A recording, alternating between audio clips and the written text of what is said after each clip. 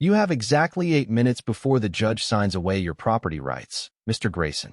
Rebecca Whitmore said it with a smile so polished it could have been painted on, standing there in the hallway outside courtroom B while the smell of burnt coffee and old paper drifted through the county courthouse vents.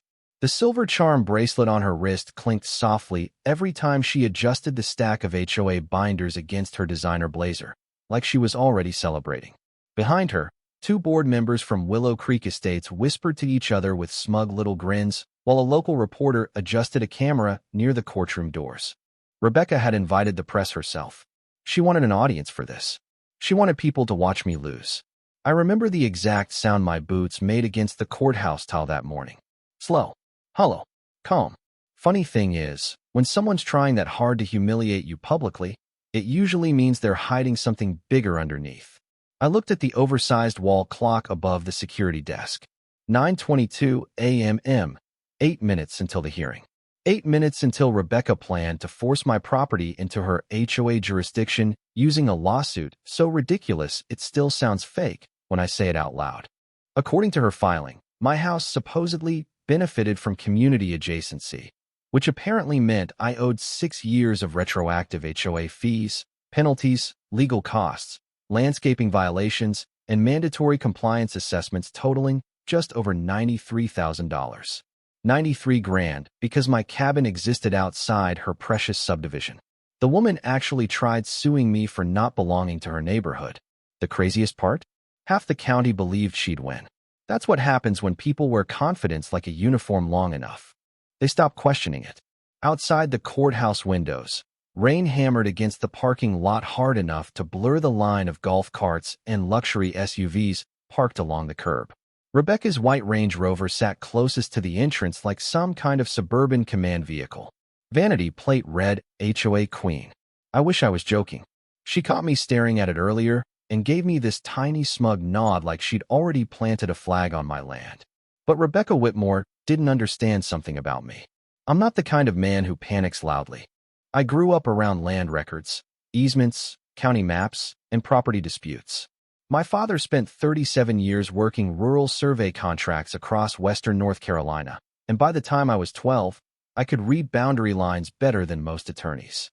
I spent my 20s working state zoning compliance before I walked away from government work entirely. Too much corruption.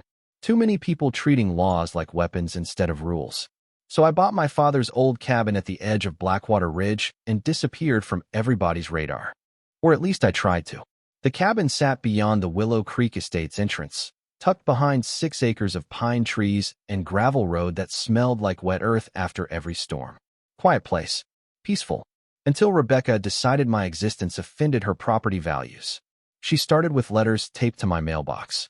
Then invoices. Then violation notices for rules I never agreed to. Eventually, she installed a massive sign near the entrance road that read Private HOA Community. Residents only directly beside my driveway, like she was planting a warning flag. I ignored all of it at first. Big mistake. Because people like Rebecca treat silence as surrender. And standing there outside that courtroom, listening to thunder roll across the county skyline, while she smiled at reporters and adjusted her pearls, she honestly believed she had already won. What she didn't know was sitting inside the weather document tube tucked under my arm. And in less than 8 minutes, her entire HOA empire was about to start collapsing in front of everybody watching. The bailiff opened the courtroom doors at exactly 9:30, and the smell of old wood polish and damp carpet rolled into the hallway like air from a basement that had been sealed too long. Everybody started moving at once. Expensive shoes against tile. Camera bags zipping. Quiet whispers bouncing off courthouse walls. Rebecca stepped forward first without even looking back at me, completely certain the room already belonged to her. That confidence was her favorite weapon. She wore it better than the pearl necklace around her throat. I followed a few steps behind, carrying the old black document tube under my arm, while rainwater dripped slowly from the hem of my jacket onto the courthouse floor. Most people saw a quiet guy walking into a lawsuit he could not win. Rebecca definitely did. But people who underestimate quiet men usually learn expensive lessons eventually. The courtroom itself looked exactly like every rural county courtroom in America. Faded state flag near the judge's bench. Dust floating through weak fluorescent light. a ceiling fan making a low clicking noise every few seconds like it was counting down to something. I sat at the defense table while Rebecca's attorney unpacked 3 thick binders with dramatic little thumps designed to intimidate me before the hearing even started. He kept glancing over like he expected me to panic any second. Instead, I just sat there listening to rain hit the courthouse windows. Funny how calm you become when you already know the ending. Judge Harold Bennett entered exactly 3 minutes later. Late 60s. Red tie. Permanent golf tan. The kind of man who probably called every waitress sweetheart and thought country club friendships counted as legal neutrality. Rebecca smiled the second she saw him. Not a normal smile either. Familiar. Comfortable. Like somebody greeting an old dinner guest. That told me everything I needed to know before the hearing even began. The judge adjusted his glasses and scanned the paperwork. Mrs. Whitmore alleges failure to comply with mandatory homeowners association governance and community access obligations. His voice sounded bored already, like he had mentally decided the outcome over breakfast. Rebecca folded her hands neatly on the table and tilted her head toward me with fake sympathy. We attempted resolution for over 2 years, Your Honor. Mr. Grayson simply refuses to cooperate with community standards. Community standards. I almost laughed hearing that phrase again. The first time Rebecca ever said it to me was 18 months earlier beside my mailbox on a 90-degree August afternoon. I still remember the smell of fresh asphalt from subdivision paving crews working half a mile away while cicadas screamed from the pine trees around my property. I had just moved permanently into my father's cabin after his funeral. Place needed repairs everywhere. Loose gutters, cracked porch railings, water stains under the kitchen windows. But it was home. Real home. Not one of those giant vinyl-sided houses packed shoulder to shoulder inside Willow Creek Estates, where every mailbox looked cloned in a factory.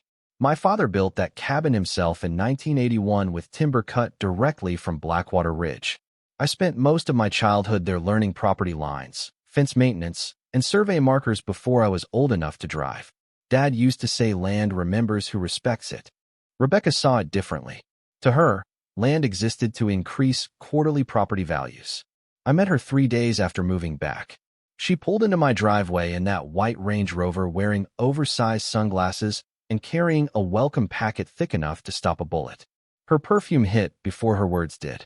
Sharp floral smell mixed with expensive leather seats and summer heat. She smiled while explaining that my property was now considered part of the greater Willow Creek residential influence zone. That ridiculous phrase came directly from her own mouth. Then she handed me an invoice for annual HOA dues totaling $4,600. I remember staring at the paper while gravel crunched under her tires as she backed out of my driveway. At first, I honestly thought it had to be some kind of misunderstanding. Turns out Rebecca Whitmore never believed in misunderstandings. Only expansion. And sitting there inside that courtroom while her attorney prepared opening statements, I realized this lawsuit had never been about unpaid fees. It was about ownership, control, territory. Rebecca did not just want my compliance. She wanted my land. And she had absolutely no idea how badly she had miscalculated. Rebecca Whitmore did not build her reputation overnight. People in Willow Creek talked about her the same way small towns talk about storms. Calm at first, then cautious, then nervous once the clouds actually moved in your direction. By the second year she controlled the homeowners association, nobody questioned her publicly anymore.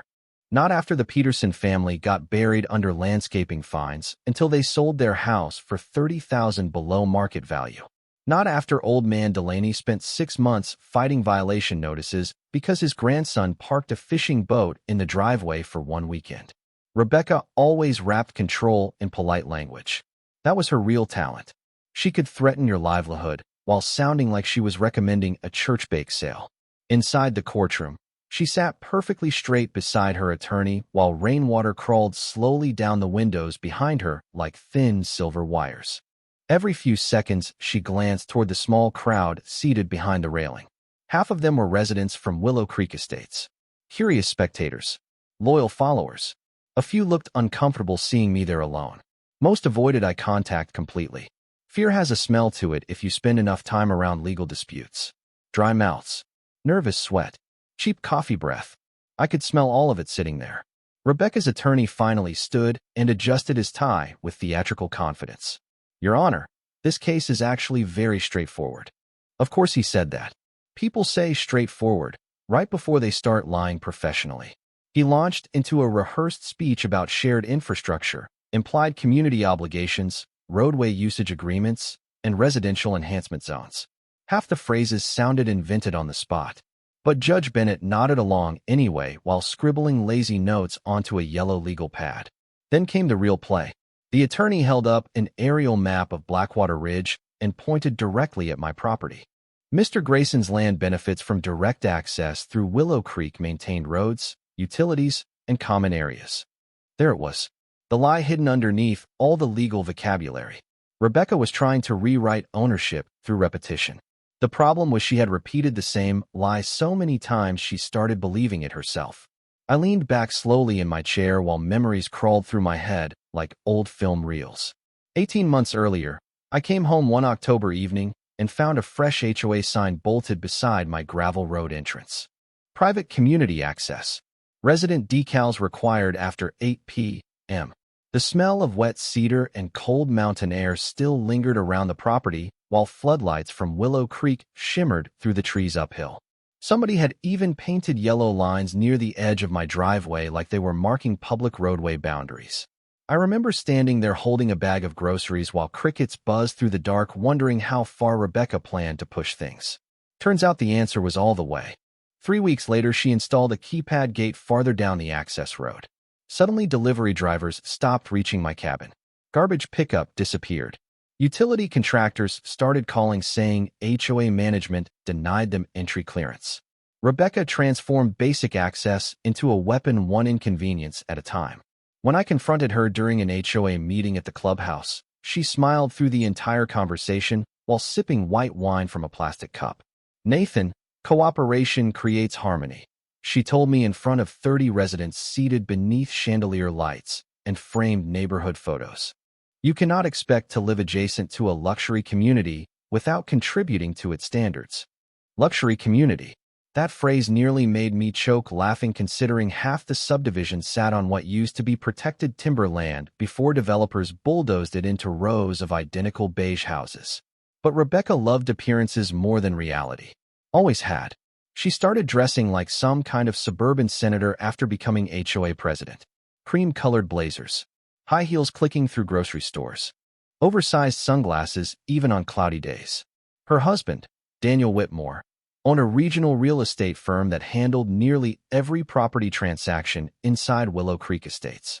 Suddenly, her obsession with expanding HOA boundaries made a lot more sense once you followed the money. More homes under HOA control meant higher managed property values. Higher values meant bigger commissions. Bigger commissions meant Rebecca Whitmore got to keep pretending she ruled a private kingdom hidden in the North Carolina mountains. And sitting there inside that courtroom while her attorney painted me like some freeloading outsider refusing to obey community law, I finally understood the truth. Rebecca never hated my cabin because it lowered property values. She hated it because it reminded her there was still one piece of land around Willow Creek she did not control. The hearing dragged forward exactly the way Rebecca wanted. Slow enough to exhaust me. Fast enough to keep anyone from asking real questions. Her attorney walked the judge through spreadsheets, HOA bylaws, maintenance invoices, and aerial photos projected onto a screen beside the bench while rain rattled steadily against the courthouse windows.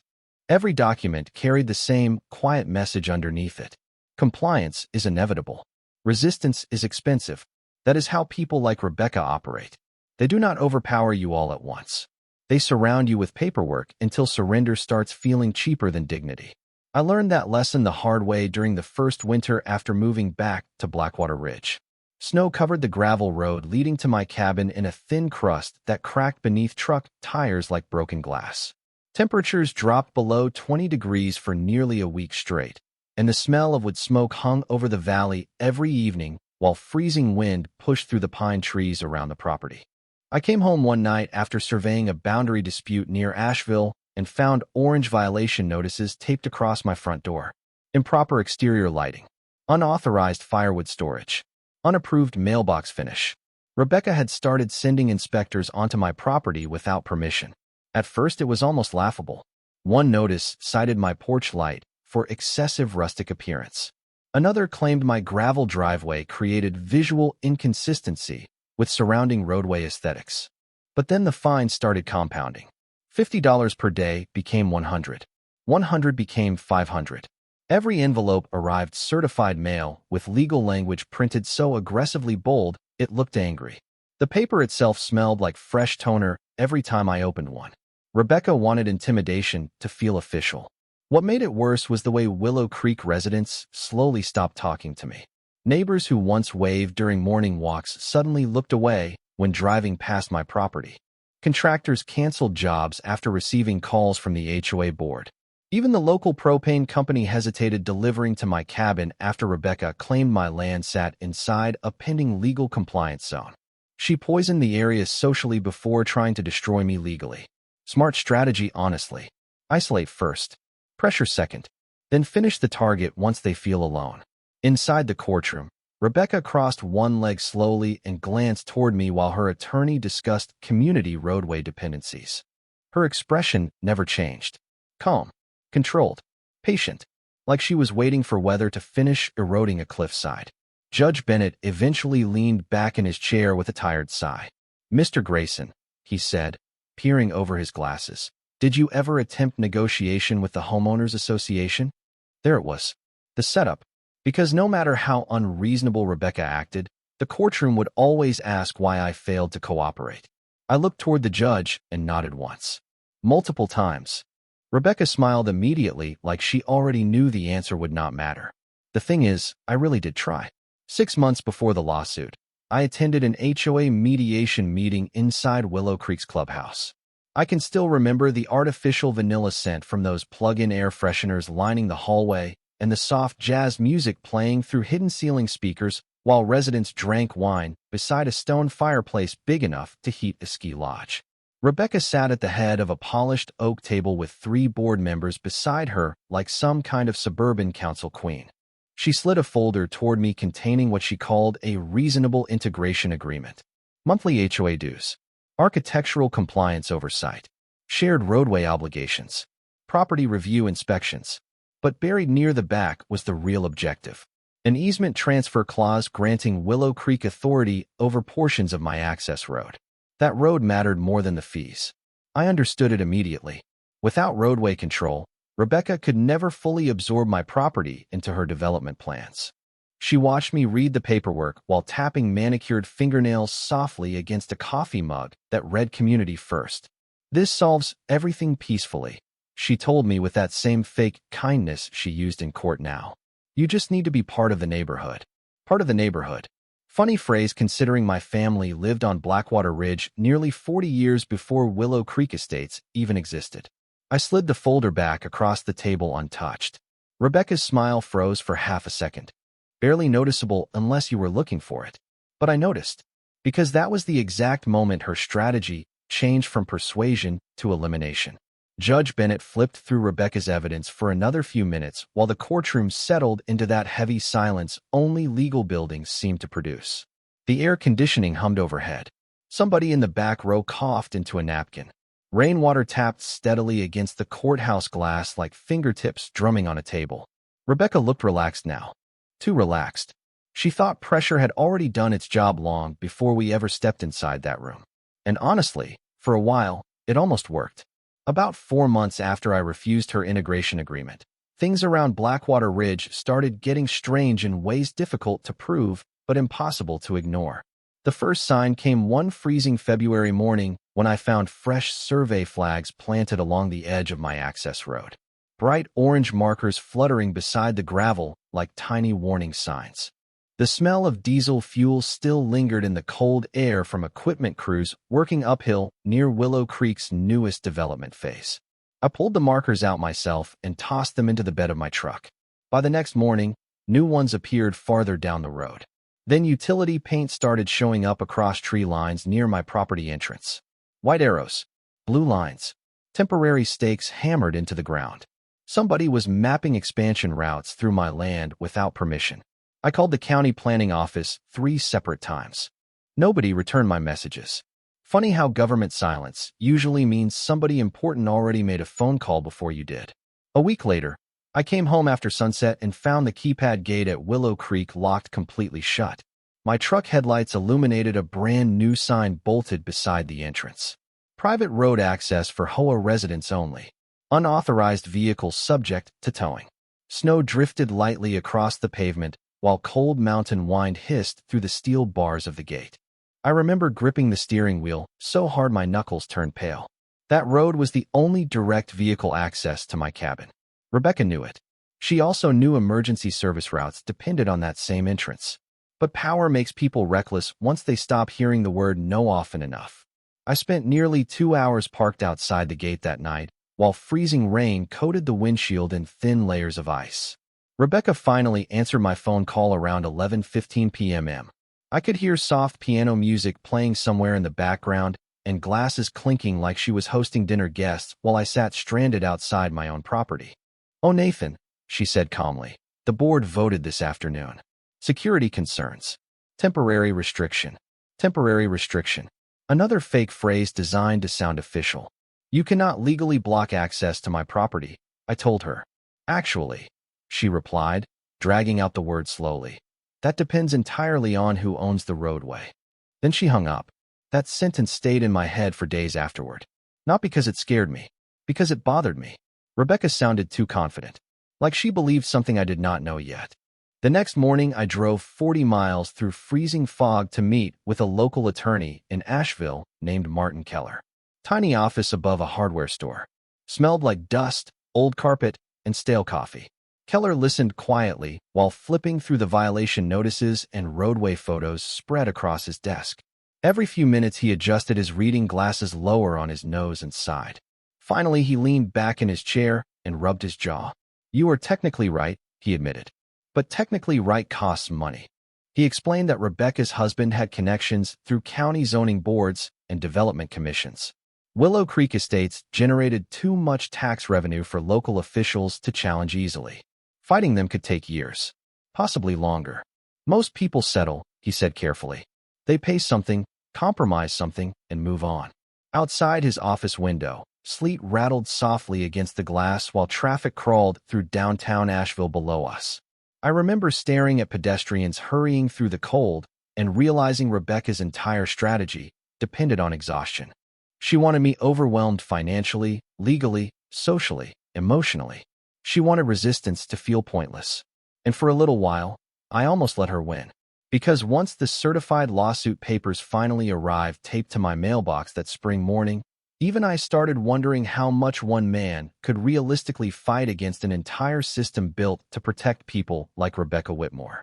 The turning point came 3 days after the lawsuit papers showed up taped crooked across my mailbox like a warning poster. I remember peeling the documents free while cold wind pushed dead leaves across the gravel road around my boots.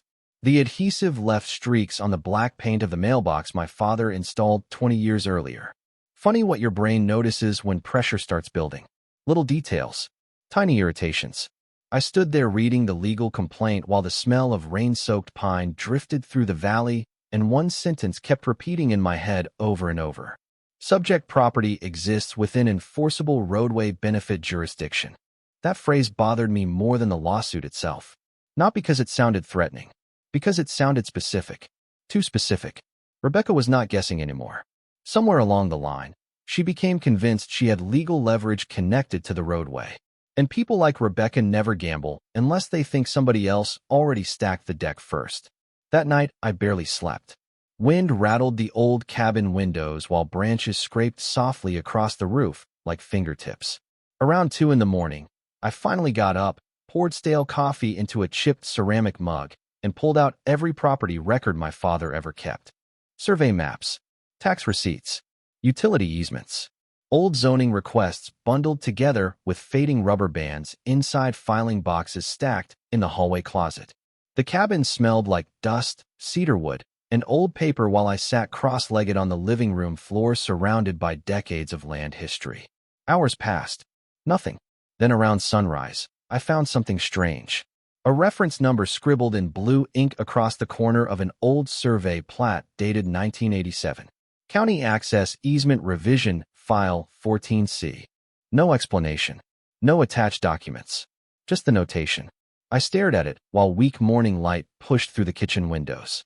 My father almost never wrote unnecessary notes. If he marked something, it mattered. By 8 that morning, I was driving toward the county archives building 30 miles away in Hendersonville, with 2 thermoses of coffee rattling in the passenger seat. Rain mist clung low over the mountains while windshield wipers dragged rhythmically across the glass. The archives office sat inside an old brick administration building that smelled permanently soaked in mildew and copier toner. Most people probably would not notice the smell after a few minutes. I noticed immediately. Government buildings always carry the scent of forgotten paperwork. A gray-haired clerk named Susan helped me search through older subdivision records stored in basement filing rooms beneath the courthouse annex. Metal shelves stretched floor to ceiling beneath flickering fluorescent lights, while ancient ventilation fans hummed overhead like distant engines. Dust floated everywhere. After nearly 4 hours digging through easement records and zoning amendments, Susan finally wheeled out a cracked archive box labeled Blackwater Ridge Development Preliminary Access Files. My pulse actually kicked harder the second I saw it. Inside the box sat original roadway plats from before Willow Creek Estates even existed. Hand-drawn county surveys, timber access maps, utility corridor sketches, and buried beneath all of it was the document Rebecca clearly hoped nobody would ever find. A recorded easement agreement dated June 12, 1968. Signed by the county. Signed by the original Ridge landowners. Signed by Rebecca Whitmore's own father before the subdivision development years later. The smell of brittle paper and old ink filled the room while I read the lines twice just to make sure exhaustion was not playing tricks on me. According to the agreement, the entire roadway leading through Willow Creek crossed protected private access land still legally tied to my family parcel. Not only that, but maintenance usage rights granted to future developments were conditional, revocable, and permanently subordinate to the dominant property holder. Me. My stomach went completely still, because suddenly everything made sense. Rebecca was not trying to absorb my cabin into the HOA because she disliked me personally. She needed control over my property because the entire subdivision's legal roadway access depended on it. Without my easement cooperation, Willow Creek Estates did not actually control the road its residents used every single day. Worse than that, portions of the HOA entrance gates, security barriers, and roadway expansions appeared to sit directly outside approved county usage boundaries. My fingers tightened around the brittle document while fluorescent lights buzzed overhead. Rebecca thought she was cornering one stubborn homeowner. In reality, she had built her entire legal strategy on land my family still controlled. The strangest part about discovering life-changing evidence is how ordinary everything around you still looks afterward. Outside the county archives building, traffic moved normally through downtown Hendersonville. Rainwater dripped from parking meters. A delivery truck rattled past carrying produce crates. Somewhere nearby, somebody burned coffee because the bitter smell floated through the cold afternoon air while I sat inside my truck staring at the easement documents spread across the steering wheel. My hand stayed completely steady. That is how I knew the fear was gone. Rebecca had spent nearly 2 years trying to make me feel isolated, overwhelmed, cornered. But once I saw her father's signature on those original roadway agreements, the entire situation flipped upside down in my head. She was not hunting me anymore. She was standing on unstable ground, pretending it was concrete. I drove back to Blackwater Ridge before sunset, while fog rolled low through the mountain roads in pale gray sheets. The old cabin appeared through the pine trees exactly the way it always had. Warm porch light glowing against damp cedar siding. Wind chimes clicking softly near the front steps. Home. Real home. Not some managed development pretending to be a community. I spread every document across the kitchen table that night, while thunder rolled somewhere beyond the valley. Easement maps. County filings. Original survey coordinates. The smell of old paper mixed with fresh coffee and rain drifting through the cracked kitchen window while I pieced everything together slowly, like assembling a machine from scattered parts. The more I studied the records, the worse Rebecca's situation became. The security gate? Outside approved roadway boundaries. The decorative stone entrance pillars? Built directly across protected easement access land. Even portions of Willow Creek's expanded traffic lanes crossed usage zones requiring written authorization from the dominant property holder. Authorization nobody in that HOA had ever received. Me. I could have marched straight into court the next morning waving paperwork like a victory flag. Most people probably would have. But anger makes people sloppy, and Rebecca had spent too long underestimating me already. I was not about to return the favor. Instead, I stayed quiet. Very quiet. Over the next 3 weeks, I became the most cooperative defendant imaginable. I stopped arguing with HOA notices, stopped confronting the gate guards, stopped responding emotionally during hearings. Rebecca interpreted my silence exactly the way I hoped she would. Weakness. Surrender. One afternoon, I even caught her smiling while speaking to another resident beside the Willow Creek mailbox cluster. The smell of fresh mulch and cut grass filled the summer air while golf carts rolled slowly along the subdivision streets behind them. These things usually resolve themselves eventually, she said loud enough for me to hear as I checked my mail. Resolve themselves. Translation? She thought pressure was finally breaking me down. What Rebecca did not know was every quiet week gave me more time to prepare properly. I contacted a land use specialist from Charlotte named Denise Harper, who spent 20 years handling easement litigation for commercial developers. She reviewed the archive documents inside my cabin one humid July evening while cicadas screamed outside the screened porch loud enough to shake the silence. Denise barely reached the 3rd page before lowering the paperwork slowly onto the table. "Nathan," she said carefully, "these people have a serious problem." That might have been the understatement of the century. Denise confirmed what I already suspected. If the easement records held up in court, Willow Creek Estates had potentially operated outside lawful roadway authority for years. Worse than that, Rebecca's lawsuit against me could trigger a full county review of subdivision access compliance, meaning inspectors, audits, zoning investigations, public records scrutiny. Exactly the kind of attention wealthy HOAs hate more than anything. Denise wanted to file immediate counterclaims, injunctions, emergency access motions. But I shook my head. Not yet, because by then, another detail had started bothering me. Rebecca kept repeating the same phrase during hearings and HOA meetings. 8 minutes. This will take 8 minutes. The judge will settle this in 8 minutes. You should save yourself 8 minutes of embarrassment. At first I assumed it was just arrogance. Then I realized something else. Rebecca was confident because she expected the courtroom process itself to protect her before anyone examined the deeper records. She thought this case would move too fast for real scrutiny, which gave me an idea so simple it almost made me laugh. I stopped resisting publicly altogether and let Rebecca accelerate the hearing schedule herself. Let her invite local reporters. Let her pressure the judge for expedited review. Let her turn the entire thing into a public performance. Because if Rebecca wanted an audience for those 8 minutes so badly, I was more than happy to give her one. By the time Judge Bennett asked whether either side had additional evidence to present, exactly 7 minutes and 14 seconds had passed since the hearing started. I know because Rebecca kept glancing proudly at the courtroom clock like she was watching a scheduled victory arrive on time. Her attorney had already finished his arguments. The reporter near the back wall looked bored. One of the HOA board members even started checking his phone beneath the table. That was the moment I finally stood up.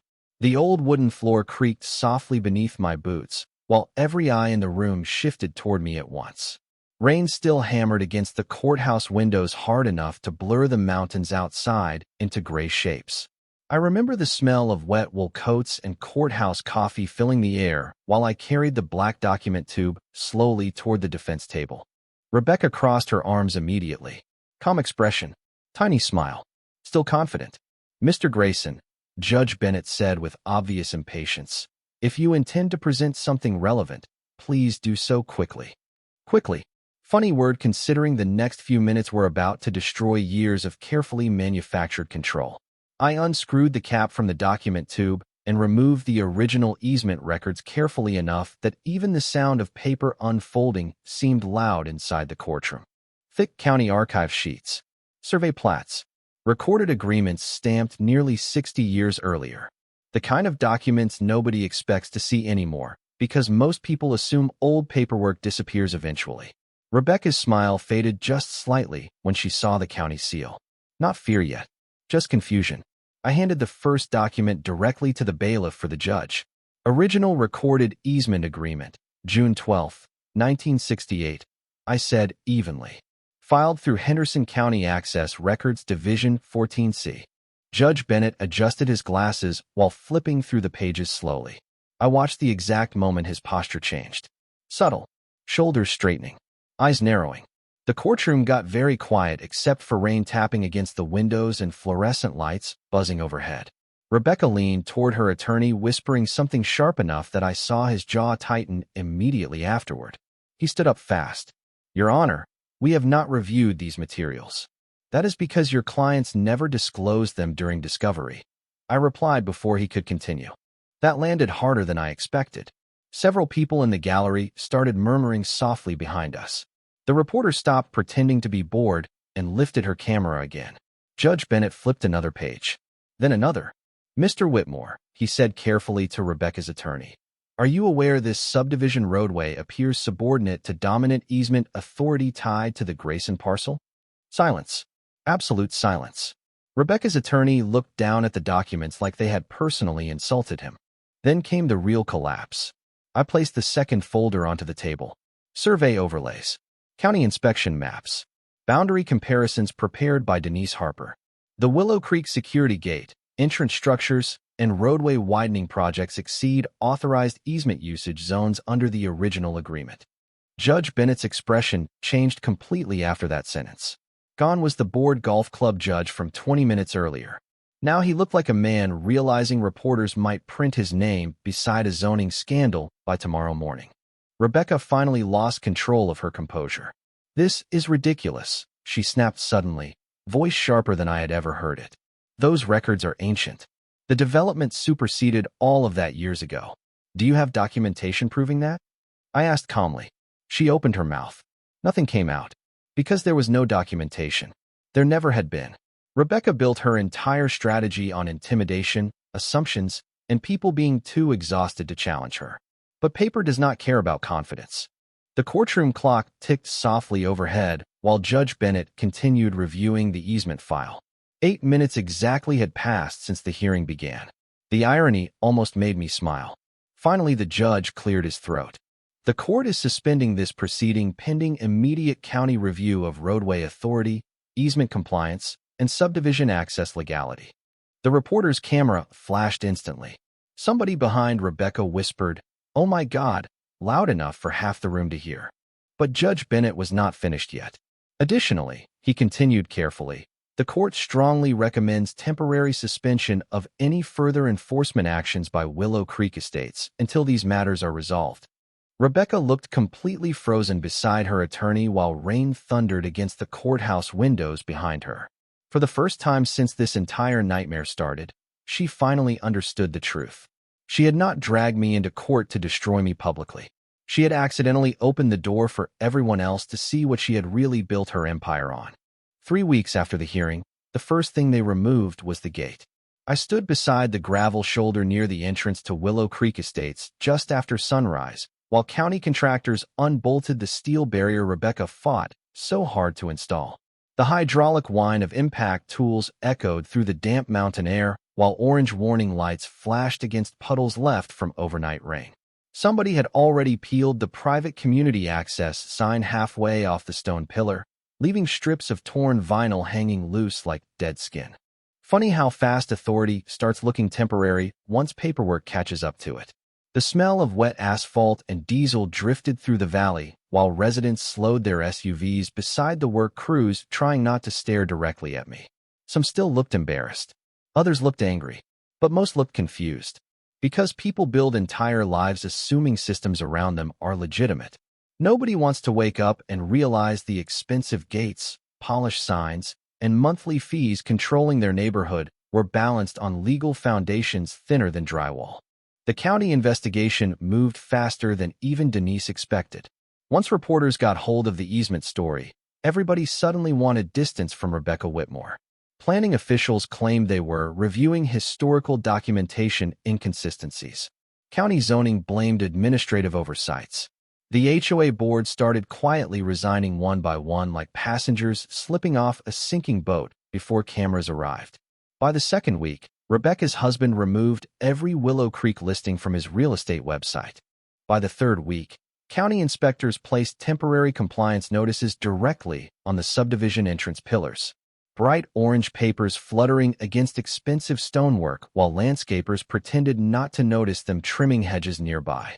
I drove past those notices every morning on my way down the mountain. Never honked, never smiled, never said a word. The truth already spoke loudly enough by then. Rebecca herself disappeared for nearly 10 days after the hearing.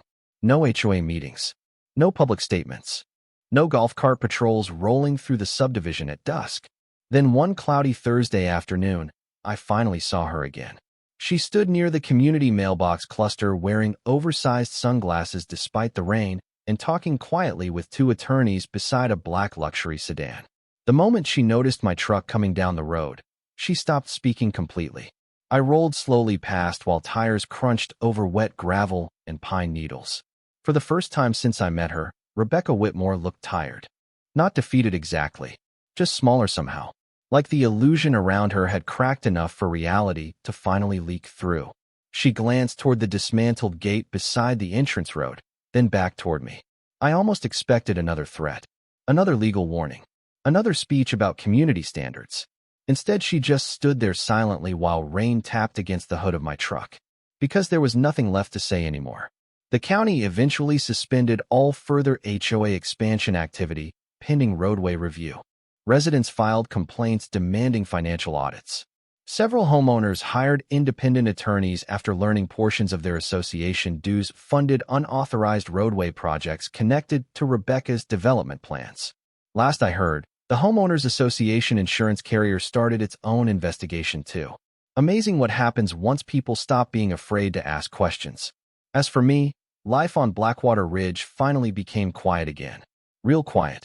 The kind where you can hear wind moving through pine branches at night and coyotes somewhere beyond the creek after midnight. I repaired the old porch railing that autumn using cedar planks stacked behind the barn since my father was still alive. Some evenings I sit outside with coffee watching fog roll slowly across the valley while headlights drift through the distant subdivision below. Willow Creek still exists. People still mow their lawns. Kids still ride bicycles through those streets. Life goes on. But every time residents drive through that entrance road now, they pass county easement markers installed along the shoulder with bright reflective lettering stating private access corridor under protected land authority. My family name sits directly underneath. Sometimes justice does not arrive with sirens or shouting or dramatic speeches. Sometimes it arrives quietly, folded inside dusty records nobody bothered reading closely enough. Rebecca thought power came from controlling people loudly enough that nobody challenged her. Turns out real power was sitting inside a county archive box the entire time, waiting for someone patient enough to open it.